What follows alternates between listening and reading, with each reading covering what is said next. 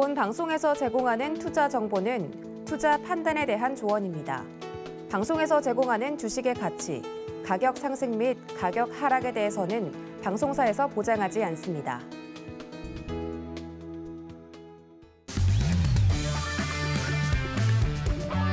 안녕하세요. 해외 시장 소식을 가장 빠르게 만나보는 시간, 해외 선물 신세계 리턴즈의 손자입니다. 우리 시각 밤 10시 30분에 개장한 뉴욕 증시 상승 출발했습니다. 네, 지난주 금요일 시장은 7월 서프라이즈급으로 나온 고용 호조를 확인하면서 연준이 강도 높은 긴축을 진행할 것이라는 관측과 함께 국채 금리 그리고 이 달러화가 고개를 들고 있습니다. 네, 이번 주에는 7월 소비자 물가지수와 생산자 물가지수가 발표가 되고 나면 통화 정책에 대한 방향성이 좀 더 정확해지지 않을까 하는 기대감이 커지고 있는 상황인데요. 네, 여러 가지 대내외적인 변수가 존재하는 상황 속에서 오늘도 해외 선물 신세계 리턴즈와 함께 명확한 흔들리지 않는 투자 전략 세워보시기 바라겠습니다. 네, 그럼 오늘 함께할 마스터 화면 통해서 확인해 보시죠.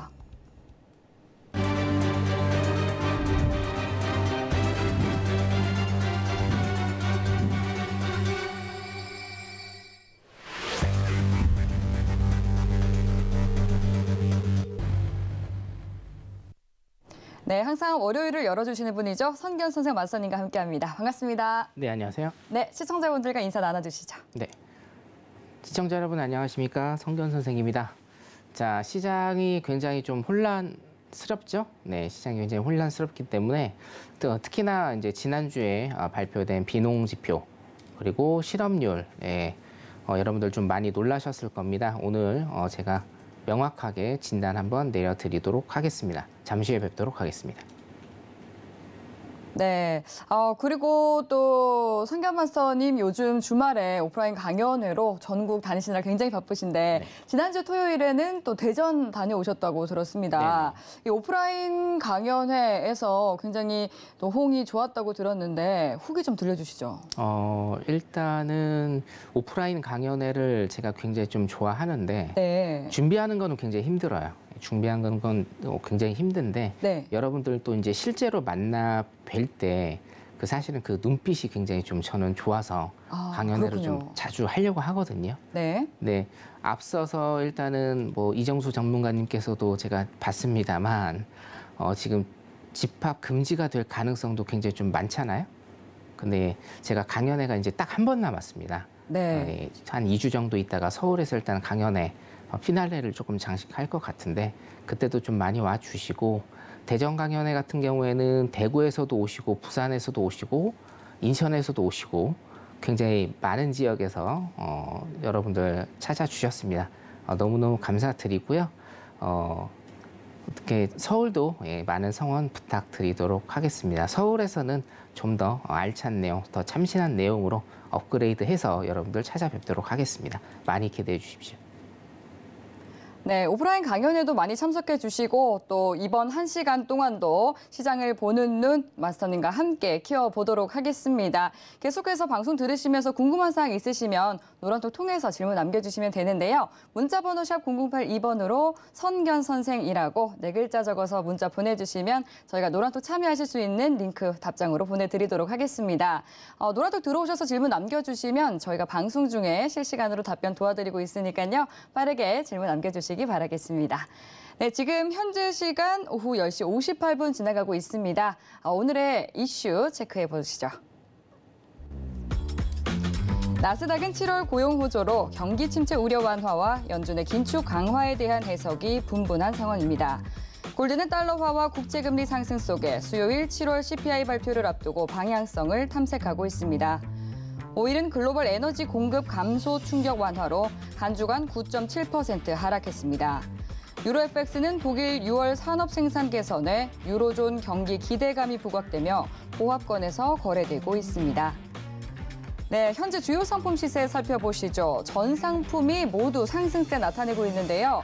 그럼 상품별로 체크해 보도록 하겠습니다. 먼저 나스닥입니다. 1.23% 상승한 13,392포인트 선 지나고 있습니다. 다음 골드입니다. 0.50% 오른 온스당 1,789달러 선 지나가고 있습니다. 네, 다음 오일입니다. 0.19% 상승한 배럴당 89달러 선 지나가고 있습니다. 마지막으로 유로입니다. 0.2% 오른 1.02달러 선에서 거래되고 있습니다. 네, 그럼 이어서 각 상품별로 당일 투자 전략 살펴보도록 하겠습니다. 네, 먼저 나스닥부터 점검해 보도록 할게요.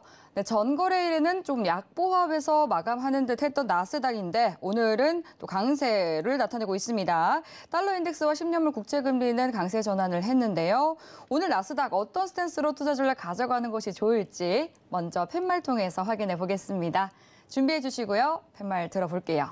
하나, 둘, 셋. 네, 매수 들어주셨네요. 네. 네, 매도 요정이 최근에 좀 보이지 않는 것 같습니다. 당일 전략은 일단은 매수로 가는 네. 게 나을 것 같고요. 좋습니다. 차트 잠깐 보도록 하겠습니다. 네. 자, 실시간으로 제가 자리를 조금 정해드리면 네. 13,383포인트입니다. 13,382, 382 이 북은 일단 1차적이고요. 2차로는 여기 정도 일단은 좀 봐드릴게요. 13,350 라인, 13,350 라인 하고요.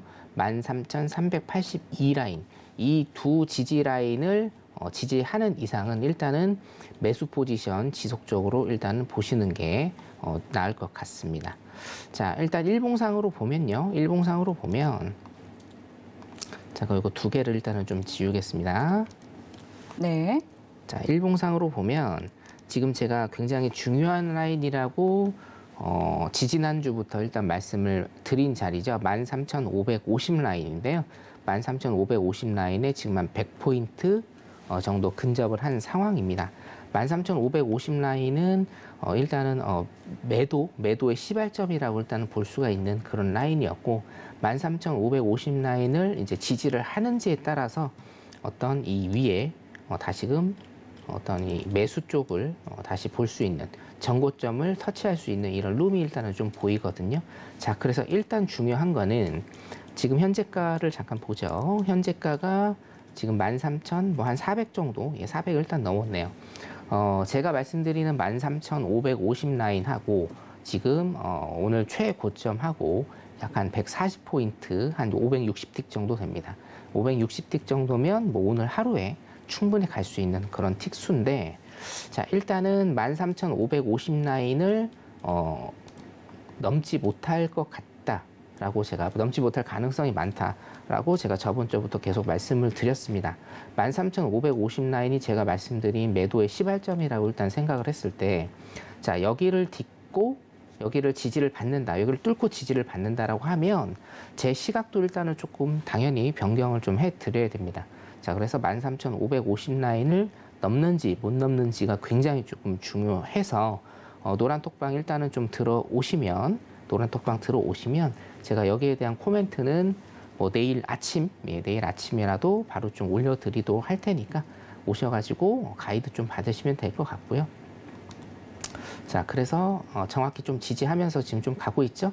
제가 말씀드린 380 라인이 일단은 지지를 하면서 좀 가고 있으니까 요 라인하고 아까 제가 말씀드린 이 라인 350 라인 지지하는 이상은 일단은 매수 쪽으로 계속 보시면 될 것 같습니다. 그리고 제가 어차피 이제 굉장히 좀 중요한 날 월요일하고 수요일에 제가 출연을 하기 때문에 수요일 날 또 여러분들 CPI 발표 있죠. CPI 발표 전에 일단은 550 라인 터치를 뭐 할지 안 할지 모르겠습니다만 그 전이라도 제가 아까 말씀드린 대로 노란 톡방 들어오시면 제가 가이드 일단은 좀 해드리도록 하겠습니다. 굉장히 중요한 라인이라는 것만 여러분들 상기를 좀 해주시면 될 것 같습니다. 나스닥 차트 일단은 여기까지 보도록 하겠습니다. 네, 13,550 라인을 잘 지켜보는 것이 중요하다라고 짚어주셨습니다. 네, 나스닥 차트 여기까지 분석을 해보도록 하고요. 그럼 이어서 당일 오일에 대한 투자 전략도 알아보도록 하겠습니다. 네, 오일은 지난 한 주간 거의 10% 가까이 하락을 했습니다. 네, 오일 90달러 선도 깨졌죠. 오늘 강보합권에서 머물고 있습니다만 90달러 선 회복하지 못한 모습입니다. 89달러 선에서 거래되고 있는데요. 세계 경기 둔화 우려에 원유 수요가 지금 짓눌린 상황입니다. 오늘 오일에 대해서는 당일 투자 전략 어떻게 가져가는 것이 좋을지 팻말 통해서 확인해 보도록 하겠습니다. 네, 준비해 주시고요. 들어볼게요. 하나, 둘, 셋. 네, 오일은 계속해서 좀 힘이 약할 건가 봅니다. 네. 차트 보고 자리값 한번 짚어주시죠. 네, 3분봉 일단은 좀 보도록 하겠습니다, 여러분. 네. 3분봉을 좀 보시면 제가 이제 매도를 들어드린 이유가 예. 사실은 그 노란톡방에서 이제 지난주에 네.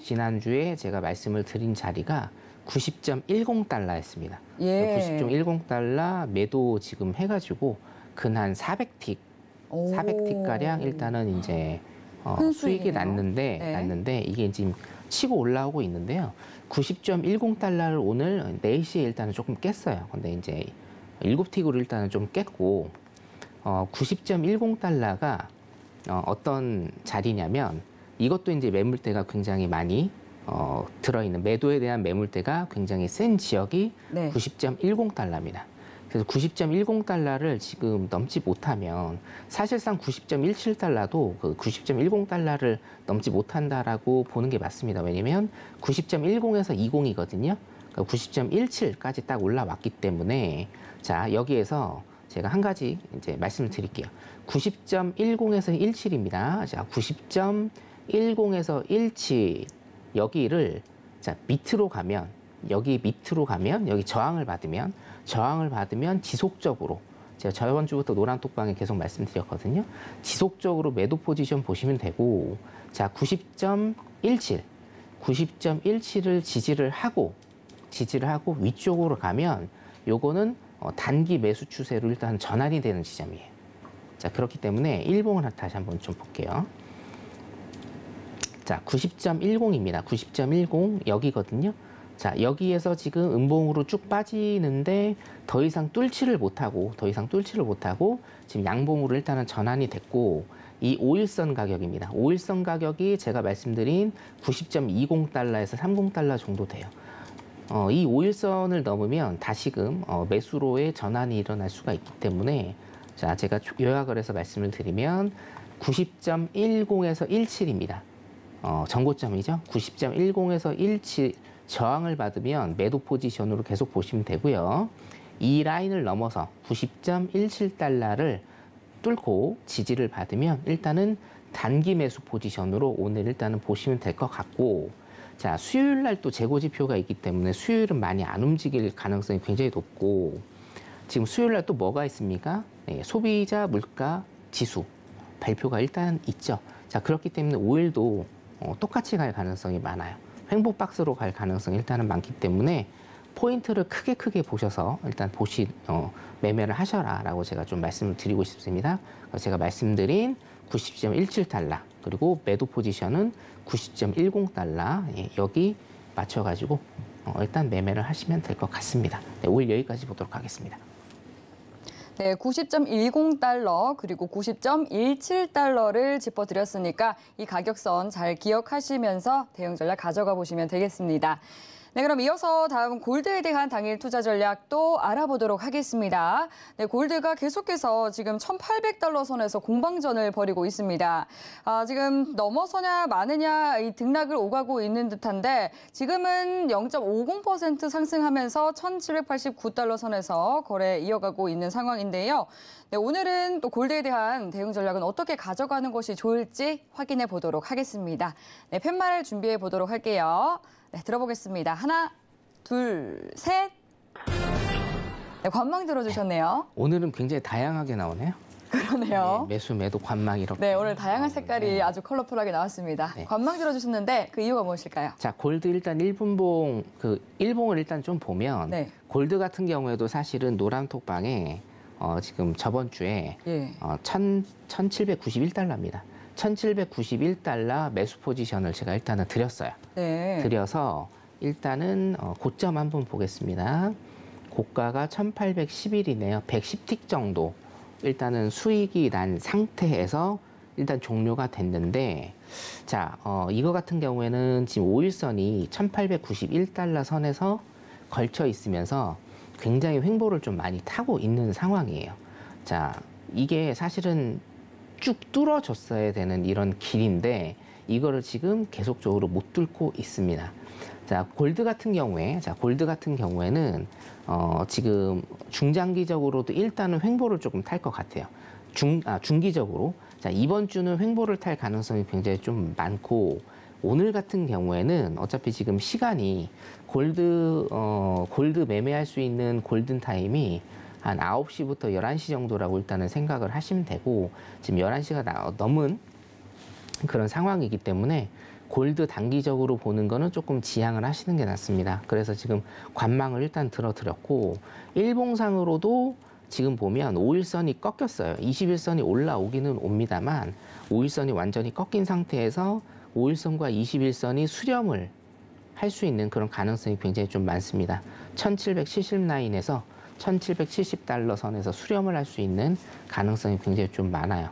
이게 수렴을 한다는 건 무슨 뜻입니까? 굉장히 많이 흔든다는 거예요, 일봉상으로. 그렇기 때문에 중기적으로도 일단 관망, 단기적으로도 일단 오늘 매매 시간이 지났기 때문에 관망, 이렇게 제가 일단은 말씀을 드리고 골드 같은 경우에는 여러분 가장 중요한 시간대를 제가 좀 다시 한번 말씀을 드릴게요. 자, 골드는 달러하고 디커플링이 됩니다. 그렇죠? 예, 달러와 골드는 디커플링이 돼요. 그리고 해외 선물의 모든 지표는 어디에 영향을 미칩니까? US 달러에 영향을 미치죠. 그래서 지표가 발표가 되면 이 프로세스가 지표가 발표가 되면 US 달러에 영향을 주고 US 달러에 디커플링 되는 골드에 영향을 준다. 이렇게 일단 여러분들이 생각하시면 됩니다. 자, 따라서 지금 골드 같은 경우에는 가장 좋은 시간대가 우리 지표 언제 발표됩니까? 한국 시간으로 밤 9시에 피크 타임입니다. 지표가. 그래서 골드 같은 경우에는 밤 9시부터 매매 시작을 하시고 뉴욕장이 일단 시작하고 뉴욕장이 조금 가라앉는 밤 11시까지 9시에서 11시까지 일단 매매를 하시는 걸 제가 일단은 조금 권유를 일단은 드립니다. 지금은 일단 11시가 넘은 상태고 골드 같은 경우에 횡보 박스를 탈 가능성이 단기 중기적으로 있기 때문에 오늘 일단 관망 사인 드리도록 하겠습니다. 골드 여기까지 보도록 하겠습니다.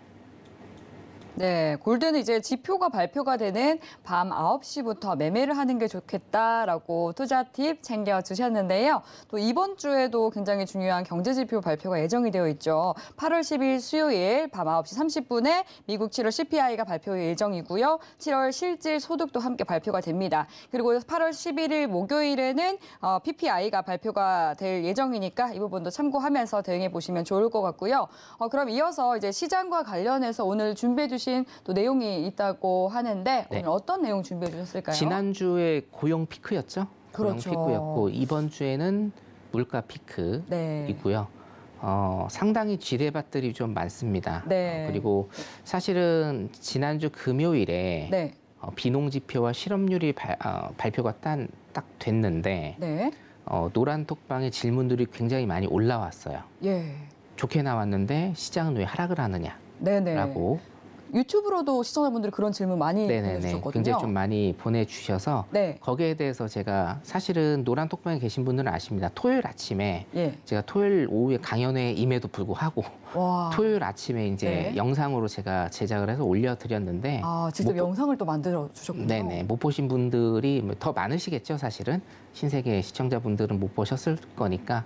자, 일단은 들어오시면 좋고, 자, 못 보신 분들을 위해서 제가 자료 보면서 지난주 고용 보고서를 일단은 정리를 좀 해드리겠습니다. 네, 좋습니다. 자, 자료 일단은 보실게요. 굉장히 중요한 자료들이 저번 주에 많았고, 사실은 미국 노동부에서 발표한 채용 구직구인 보고서 제가 말씀을 드렸습니다. 채용 떨어졌다. 디크리스 요것만 일단은 보시면 된다. 그리고 금요일 날 일단은 중요했는데 금요일 날 사실은 제가 지표를 볼 때 제일 중요한 지표를 비농지표라고 저는 일단은 봐요. 노동시장에서 정말 중요한 지표가 비농업 고용지표 혹시 요건데요. 그 이유가 따로 있으신가요? 실질적으로 고용이 얼마나 늘었느냐 줄었느냐를 볼 수 있는 지표입니다. 이게 그렇군요. 실질적인. 네. 그렇기 때문에 굉장히 우리가 지표 매매할 때는 거의 이제 핵폭탄급이거든요. 정말 뭐 1초에 수백 틱이 갈 수 있는 그런 지표인데요. 자, 사실은 이 수치가 저한테도 굉장히 좀 낯설어요. 이거는 이제 번외로 좀 말씀을 드리는데 예상치가 예상치가 25만이었죠? 예상치가 25만이었는데 지금 실제로 발표된 건 2배 이상이었습니다. 2배 이상.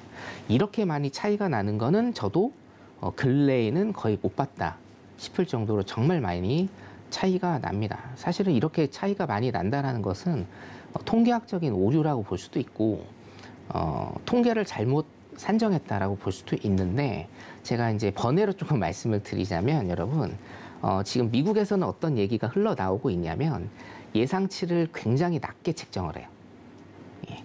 어차피 지금 뭐 정치적인 문제가 조금 껴 있습니다. 당연히 11월에 중간선거를 미국은 치러야 되기 때문에 경기가 너무 나빠지면 마이너스가 되겠죠.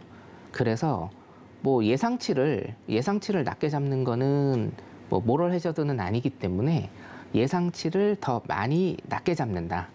그래서 조금이라도 더 좋으면 시장에 좋은 영향을 미치게끔 한다라는 얘기들이 사실은 심심치 않게 지금 흘러나오고 있고 그게 이제 기업 실적 7월부터 8월 초까지의 기업 실적 발표로 어느 정도 조금 뉘앙스가 그쪽으로 흘러 들어갔죠. 워낙 가이던스가 낮기 때문에 조금이라도 이 가이던스를 넘게 되면 기업 실적이 좋아 보이는 이런 눈속임이라고 할까요? 이런 것도 조금 있는데 자 그래서 일단 비농 지표가 지금 굉장히 예상치보다 2배 넘게 일단은 발표가 됐고 자 지금 제가 여기 자료로 보여드리는 거는 전부 다 중요한 겁니다. 자 실업률입니다. 실업률도 3.5입니다. 이 실업률 굉장히 낮습니다. 네. 우리가 일단은 뭐 자연 실업률이라는 것도 있고 자발적 비자발적 실업률이라는 것도 있죠. 그렇기 때문에 실업률은 절대로 0%가 나오지 않고 우리나라 같은 경우에도 4% 정도는 4% 정도는 일단은 실업률이 나오는데 자 미국 같은 경우에는 보통 한 3.8% 정도면 이게 완전 고용 상태라고 그렇게 일컬어지고 그래서 제가 실업률이 4%대일 때부터 거의 완전 고용에 가까워진 미국 상황이라고 제가 계속 말씀을 드리는데 3.5%가 나왔습니다. 3.5%가. 물론 제가 지지난주에 한번 말씀을 드렸어요. 이 실업률이 이렇게 낮게 나온 데는 아직 우리가 팬데믹 이후로 코로나 팬데믹 이후로 실직하신 분들이 다시 복귀를 안 한 영향도 굉장히 크다라고 했지만 일단은 명목상으로도 중요하니까 명목상으로 실업률이 50년 만에 최하가 나왔습니다. 3.5%. 자, 3.6%를 예상을 했는데 3.5%가 나온 거예요. 자, 거기에다가 비농 지표도 굉장히 좋게 나왔습니다. 그렇죠? 자, 평균단 시간 소득도 보셔야 되고 주당 근무 시간도 일단은 보셔야 됩니다, 여러분. 자, 일단 비농 지표하고 여러분 헷갈리실 수 있으니까 비농 지표랑 실업률에 관해서 일단 설명을 드릴게요.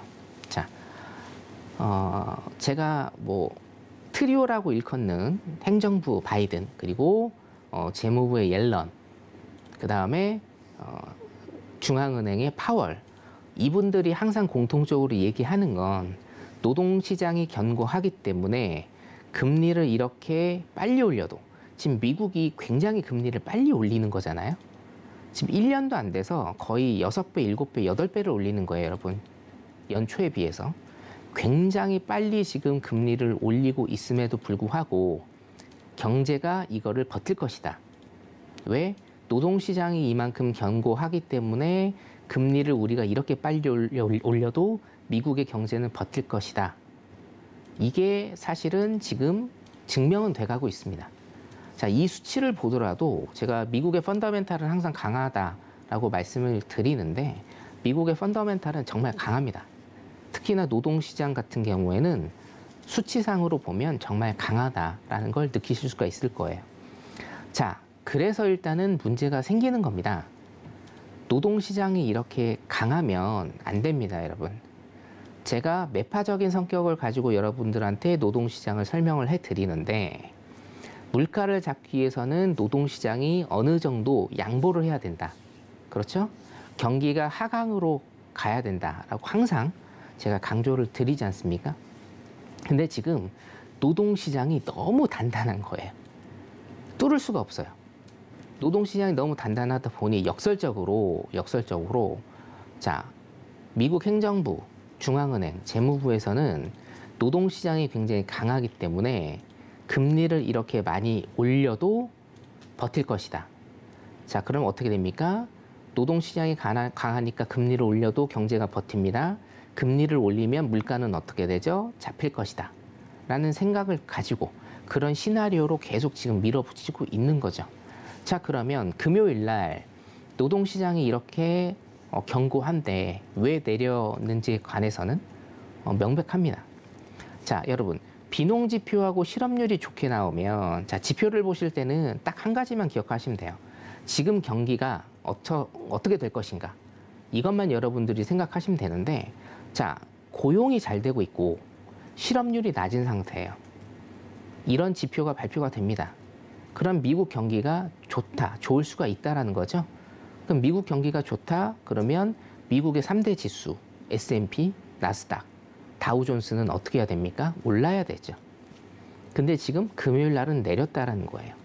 이게 사실은 제가 항상 뭐 말씀드리고 여러분들도 헷갈려 하시는 그런 부분인데, 지금 미국은 하나의 현상이 두 가지, 세 가지 해석이 계속 맞물려 있는 시장이다. 노동시장이 이렇게 견고하네?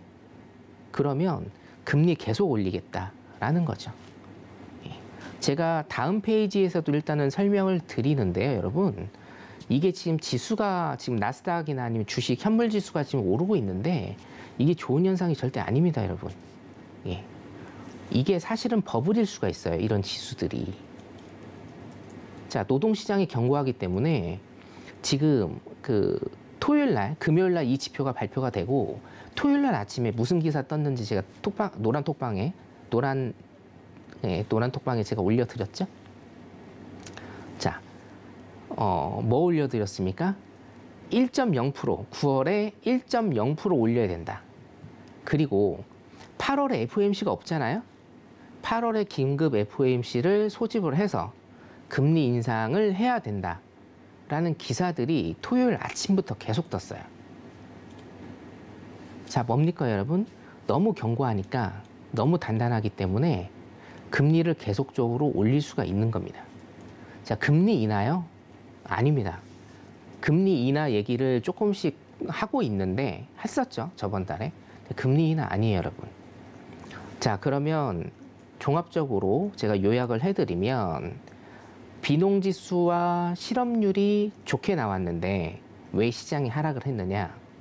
중앙은행에서 금리를 계속적으로 올릴 원인을, 그런 동기부여를 제공을 한 겁니다. 금리를 계속 올려도 노동시장이 타격을 안 받네 라는 생각을 하게 되는 거죠.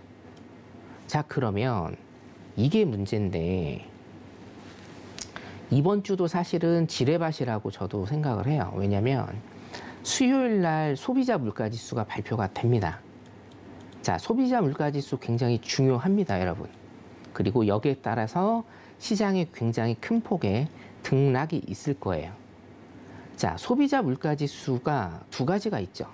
헤드라인이 있고 코어가 있는데 우리 근원 소비자 물가지수가 원래는 훨씬 더 중요한 겁니다, 여러분. 자, 밑에 박스는 소비자 물가지수. 자, 9.1%. 예, 저번 달에 9.1%였습니다, 여러분. 그쵸? 9.1%. 자, 근데 이번 달은요, 제가 생각해도 일단은 좀 낮아지리라 봐요. 왜냐면, 6월 달에는 유가가 굉장히 많이 올라서 120달러 선까지 올랐죠. 근데 유가가 지금 한 20% 이상 빠졌습니다. 한 달 만에. 20% 이상 일단은 빠졌기 때문에 상식적으로 소비자 물가 지수는 빠질 가능성이 굉장히 크죠. 그래서 시장의 예상은 지금 8.7%까지 물가가 낮아질 것이다라는 예상을 해요. 자, 이거의 상당 부분은 뭐냐면 원자재 가격과 원유 가격의 하락입니다. 원자재 가격과 원유 가격이 하락을 하니 소비자 물가 지수는 당연히 빠질 것이다. 이게 굉장히 큰 가능성이 있는데 지금 여기에서 주목을 하셔야 될 건 뭐냐면 근원 소비자 물가 지수예요. 자, 근원자가 붙으면 여러분들 뭐라고 말씀드렸나요? 근원자가 붙으면 이런 가격 변동이 큰 에너지나 식료품 이거를 뺀 소비자 물가 지수입니다. 근원은요. 자, 그러면 에너지하고 원자재가 굉장히 많이 빠져서 헤드라인 소비자 물가지수는 9.1에서 8.7로 낮아질 가능성이 굉장히 높은데 근원 소비자 물가지수가 지금 시장의 컨센서스가요 6.1%예요. 자, 전월이 5.9였는데 6.1로 오를 거를 예상했다. 그거는 뭡니까? 에너지하고 식료품은 빠졌는데 다른 것들이 오른다라는 거예요. 예를 들면 항공료. 그 지금 미국에서 지금 나오는 얘기로는 가장 크게 오를 게 렌탈 비용. 그렇죠? 렌탈 비용.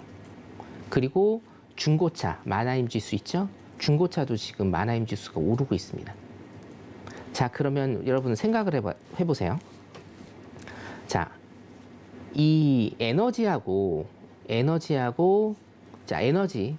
물가는 페드에서 어떻게 할 수가 없는 거다. 중앙은행에서 어떻게 할 수가 없는 거다. 지금 중앙은행에서 계속적으로 금리를 올리는 것은 뭐 때문에 올리는 겁니까? 수요가 원인이 된 인플레이션. 그러니까 쉽게 얘기해서 근원 소비자 물가지수를 내리기 위해서 금리를 계속적으로 올리는 거예요. 헤드라인 소비자 물가지수는 에너지 때문에 그동안 어떻게 컨트롤할 수가 없었어요. 근데 어떻게 지내다 보니 헤드라인 소비자 물가지수도 뭐 우연치 않게 빠지게 됐어요. 근데 근원 소비자 물가지수는 지금 보면은 오를 거라고 예상을 해요. 자, 그러면 이게 굉장히 복잡해집니다. 소비자 물가지수는 지금 빠지는데 근원 소비자 물가지수가 만약에 오른다라면 딱 한마디로 결론이 나는 겁니다. 물가가 아직도 안 잡히고 있다. 자, 금리를 지금 엄청나게 빠른 속도로 올리고 있는데 아직도 물가가 안 잡히고 있다라는 거예요. 자, 그러면 시장이 어떻게 반응을 할 것인지는 사실 알 수는 없어요. 소비자 물가지수가 빠진 것을 보고 시장 참여자들이 물가가 이제부터 빠지고 있구나 라고 생각을 해서 시장이 폭등을 할 수도 있고, 자, 소비자 물가지수는 빠졌지만 우리 근원 소비자 물가지수가 오른 것을 보고 금리를 더 올려야겠네. 금리를 지금까지 계속적으로 올렸는데 물가가 안 잡혀. 그러면 금리를 페드에서 더 올리겠네. 더 긴축을 하겠네. 8월에 진짜 긴급 회의도 소집을 할 수 있겠네. 9월에 1.0%의 금리를 올릴 수도 있겠네. 라고 시장이 반응을 하게 되면 시장 굉장히 많이 빠질 수 있다는 거죠.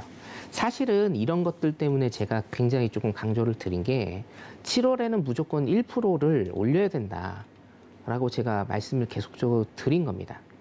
이게 사실은 0.75% 굉장히 많은 금리를 올렸음에도 불구하고 시장이 어떻게 됐어요? 반응을 안 해요. 왜? 그 전에 0.75%를 올렸기 때문에. 그러면 7월에서 9월까지 두 달의 갭이 있는데 지금 물가지수 보세요. 노동지표 보세요. 물가가 잡히고 있나요? 사실은 지금 물가가 잡히고 있지 않습니다. 소비자 물가지수가 지금 피크아웃은 됐어요. 왜? 어부지리로 됐죠. 원유 가격이 떨어졌기 때문에 어부지리입니다.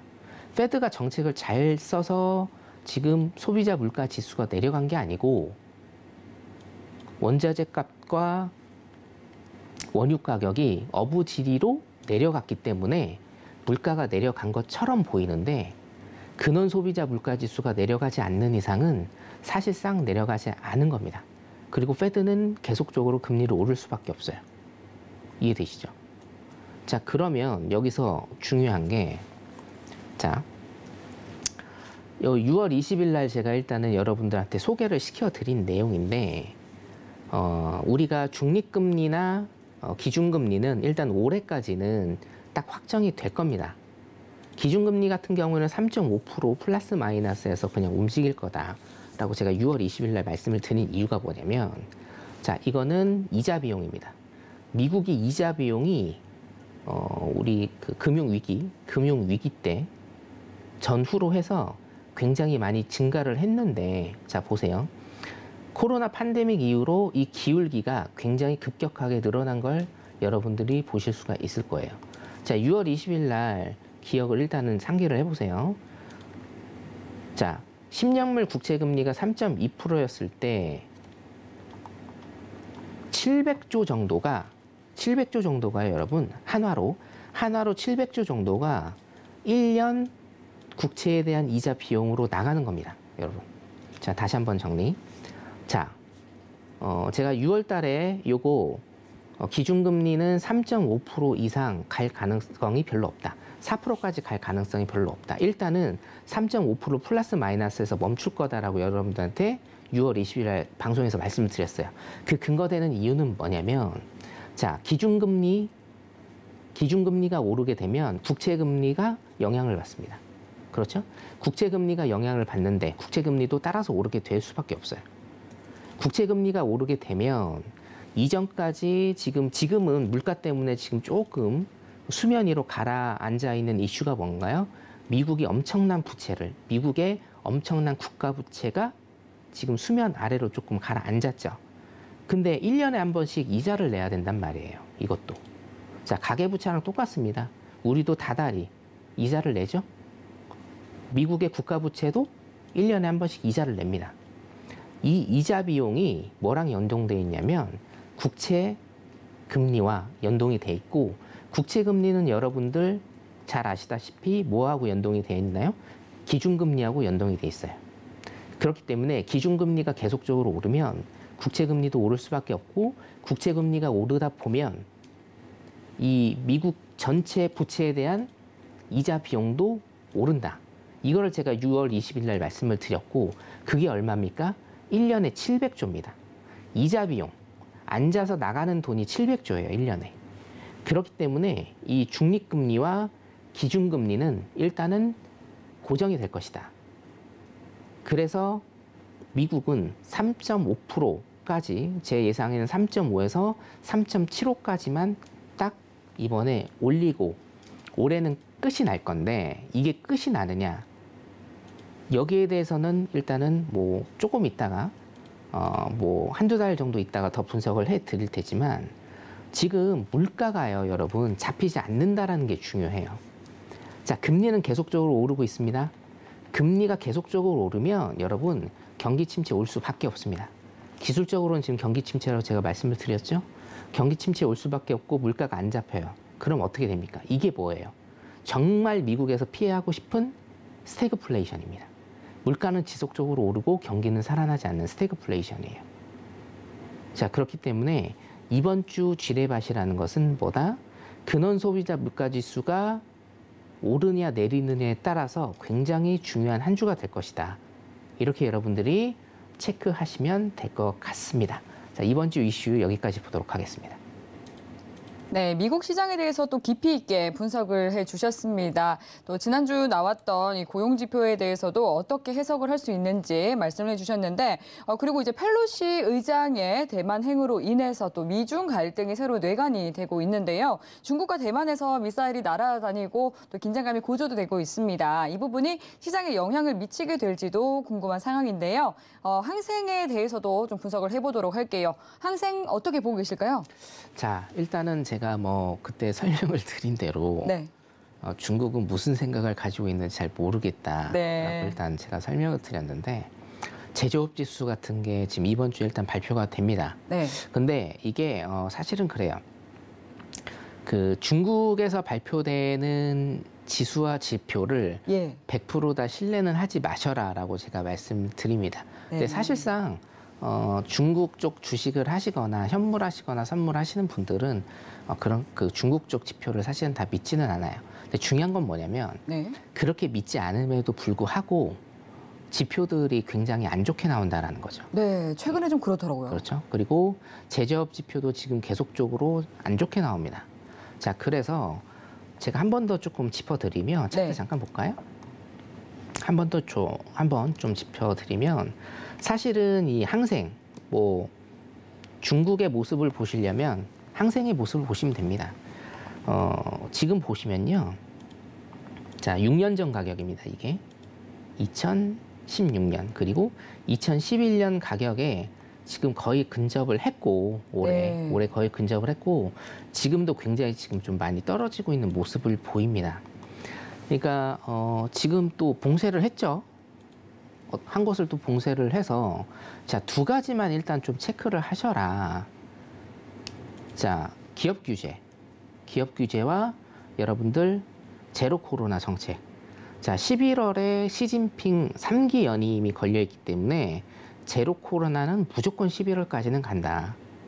요거 체크 하나 하셔야 되고, 지금 또 시장에서 암암리 이슈가 되고 있는 게 하나가 알리바바가 지금 퇴출이 될 것이다 라는 뉴스가 지금 계속적으로 좀 나오고 있는데, 요것도 제가 항생 말씀드릴 때 좀 설명을 자주 드렸고 그렇습니다. SEC 미국이죠. 미국에서 지금 그 어떤 중국 본토 기업에 대한 이 회계감사를 알리바바가 지금 잘 안 받았어요. 사실 이제 중국의 압박이 있죠, 원래. 그렇기 때문에 시장에서 퇴출될 것이다라는 이슈가 또 있죠. 그 알리바바 하면 글쎄요, 모르겠습니다. 뭐 삼성급은 안 될지언정 우리나라로 따지면 굉장히 상위 랭커에 되어 있는 그런 기업인데, 상식적으로 우리나라에서는 상식적으로 일어날 수 없는 일이 일단은 행해지고 있습니다. 기업 규제와 제로 코로나 이 두 가지만 일단은 보시면 되는데, 기업 규제는 지금 월봉상 보시면, 자, 일봉을 볼게요. 기업 규제는 여기에서 일단은 푼다고 했죠. 근데 안 풀었습니다. 그러니까 말로만 그렇게 해놓고 지금 안 풀었어요. 거기다가 지금 온갖 지표들이 다 안 좋게 나오고 있기 때문에 시장의 유동성을 공급하기 위해서 재정 정책을 일단 쓰고 있죠. 인민은행이. 그런데 통화 정책을 쓰고 있습니다. 인민은행이 통화 정책을 쓰고 있는데, 그것 또한 지금은 우리나라에서 크게 쓰지 않는 뭐 지급준비율 제도라든가 이런 굉장히 약한 제도로만 일단 쓰고 있다라는 겁니다. 그래서 항생은 제가 큰 자리로 일단은 봐드리면 최소 그 2016년 자리입니다. 2016년 자리 최하점입니다. 지금 18,530 라인이거든요. 올해 최하점이 18,134 라인이었어요. 자, 2016년에 어떤 최하점, 죄송합니다. 다시요. 18,037 라인입니다. 18,037 라인을 올해 일단은 깨리라 봐요. 물론 11년 전 가격 같은 경우에는 요건 이제 다시 가격을 리셋을 해야 되겠지만, 기본적 분석으로 일단은 봤을 때 2016년 가격인 18,037 라인을 일단은 깨지 않을까, 그렇게 일단은 보고 있어서 일단은 매도 전략, 매도 포지션 일단은 가져가시는 걸 좀 추천을 드리겠습니다. 항생 여기까지 보도록 하겠습니다. 네, 중국 시장은 기업 규제 그리고 제로 코로나 두 가지가 중요한 포인트다라고 짚어주셨고요. 그리고 6년 전으로 회귀할 가능성이 높다라고 전망을 봐주셨습니다. 잘 참고하면서 대응해 보시기 바랄게요. 네, 이렇게 또 미국 시장 또 중국 시장까지 G2 국가들 살펴봤는데요. 네, 우리 시장에 대해서도 또 짚어보지 않을 수 없겠죠. 국내 선물 어떻게 보고 계실까요? 네네. 국내 선물 같은 경우에는 제가 키포인트를 잡아드린 게, 네. 일단은 61선 돌파 여부를 보시고, 61선 종가상 돌파를 했을 때 매수 전략 그때부터 일단 보시는 게 낫다라고 여러분들 설명을 좀 드렸습니다. 네. 차트 잠깐 보도록 할게요. 네. 자, 61선이 굉장히 중요한 이유, 제가 뭐 항상 말씀드리는데 61선이 이제 세 달선이죠. 세 달선이고 국내 선물이 3개월물입니다, 여러분. 그렇기 때문에 무슨 의미냐? 국내 선물이 3개월물이고 61선, 세 달선을 한 번도 넘지를 못했다라는 거는 대세 하락이다. 계속적으로 작년 6월 25일부터 대세 하락장이었다. 일단은 그렇게 보시면 됩니다. 보시다시피 검은색 61선을 한 번도 넘은 적이 없는데, 자, 드디어 일단은 금요일이죠. 금요일 날 61선을 뚫고 음봉 도치에서 오늘 일단은 양봉으로 올라오는 모습을 보였습니다. 저는 일단은 수렴이라는 거, 그리고 발산이라는 거, 차트 기술적 분석에서 수렴과 발산을 굉장히 중요시 여기는 사람인데요. 지금 61선과 5일선의 수렴 구간이 어디냐면 325라인 정도 됩니다, 여러분. 325라인. 자, 일단은 1차적으로 325라인에서 매수 포지션과 매도 포지션 둘 중에 하나가 터질 거다. 이렇게 여러분들이 보시면 될 것 같고, 자, 일단은 매수 포지션 같은 경우에는 오늘 61선을 넘어서 종가가 형성이 됐기 때문에 자, 매수에 대한 룸은 일목상 그물대입니다. 331라인. 자, 매수 쪽은 331라인까지 일단은 열려있는 모습.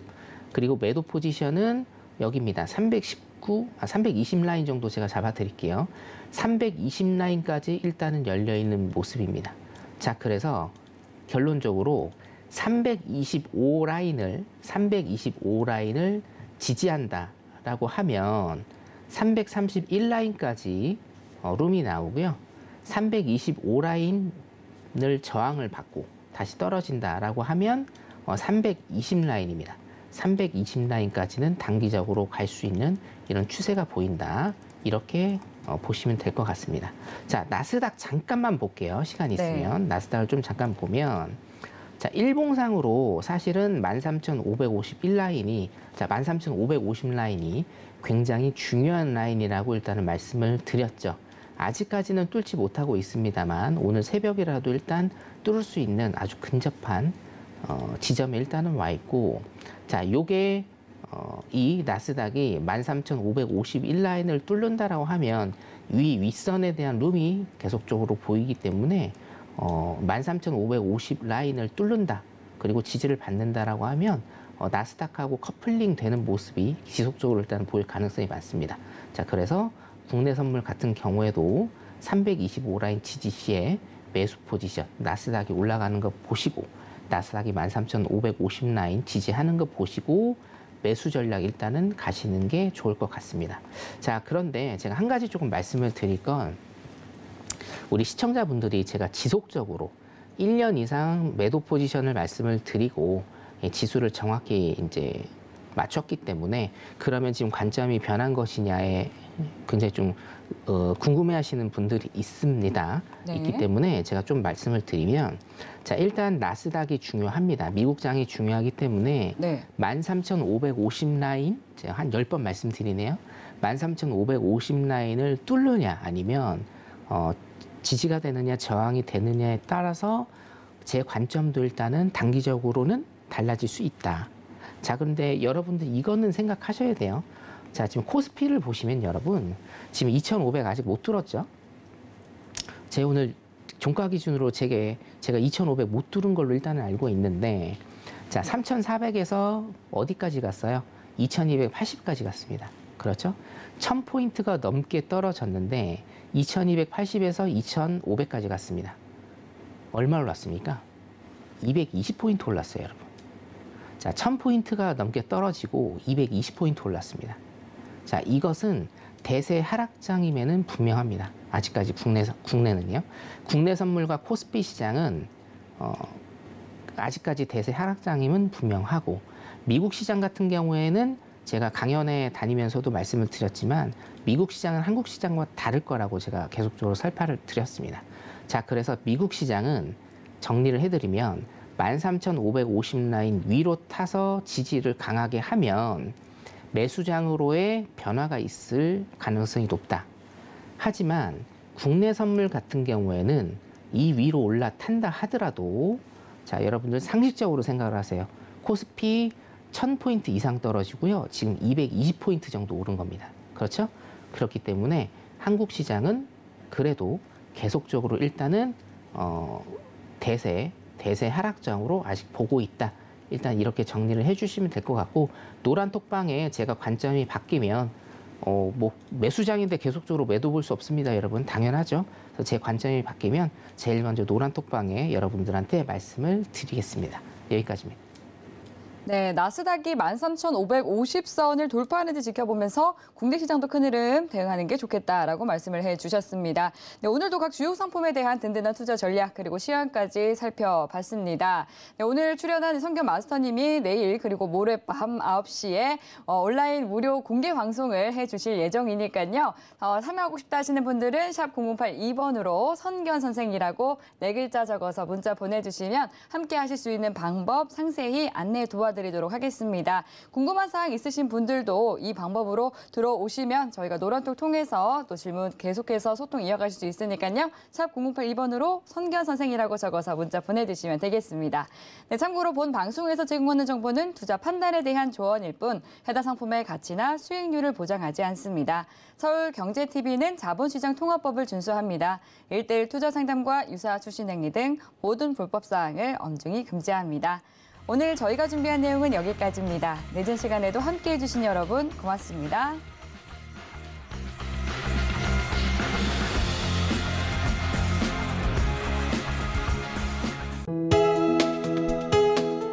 본 방송에서 제공하는 투자 정보는 투자 판단에 대한 조언입니다. 방송에서 제공하는 주식의 가치, 가격 상승 및 가격 하락에 대해서는 방송사에서 보장하지 않습니다.